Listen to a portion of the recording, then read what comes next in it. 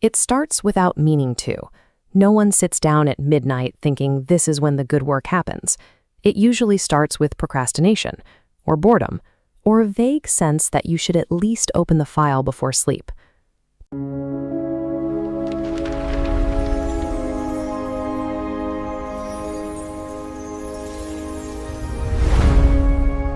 During the day, coding feels crowded. There are notifications, expectations, and the persistent awareness that someone might need a reply.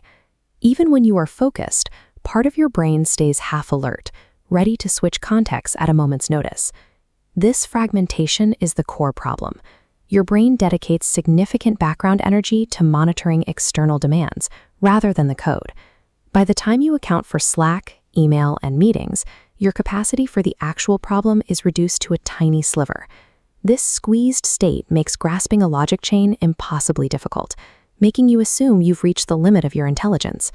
But the friction isn't a lack of smarts, it's a failure of bandwidth. The weight of external expectations is squeezing out the mental space required to think. Late at night, that environment shifts.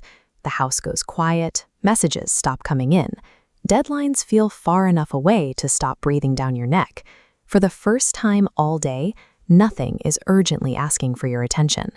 When the crowd disappears, the psychology of the work changes. There is no one to impress, no one to explain things to, no one waiting for progress updates. Several friction points vanish simultaneously. You no longer need to appear productive or justify a piece of incomplete logic. The problem in front of you becomes the only thing in the room. This creates a strange permission. We can call it experimental lateness, the sense that this is a time for trial and error.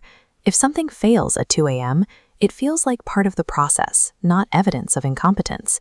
You find yourself trying things you would hesitate to touch during the day. You rewrite functions. You comment out massive blocks. You follow a wild thought just to see where it leads, because the fear of wasting time has faded. Stripping away the audience rewires the risk profile of the work. It turns failure from a threat into a tool for exploration. During the day, physical work is erratic. You jump between tabs and check references constantly. But at night, you stay with the problem. You reread the same function slowly. You trace the logic without rushing to fix it. You start to notice small inconsistencies you would normally skim past in the afternoon rush. This graph maps cognitive load alignment. Complex problems require a specific, uninterrupted duration of focus just to load the full architecture of the logic into your working memory. The line of comprehension stays flat at first. It only curves upward once you pass a threshold of sustained focus. Daytime interruptions cause constant resets, snapping your progress back to zero before you ever reach that threshold. The uninterrupted night allows the line to climb, giving the thought enough space to fully form. The late hour provides the necessary runway for your understanding to catch up to the complexity of the code. I don't think coding works better at night because programmers are nocturnal or because inspiration prefers darkness. This clarity comes from environmental and cognitive alignment. The jagged top line is the frantic daytime world. The bottom is the deliberate pace needed for deep cognitive work. They violently clash. At 2 a.m., the pace of the world finally matches the pace of the problem. There is no mismatch. The lines merge. The magic of 2 a.m. is the relief of an environment that lets the brain work at its natural speed.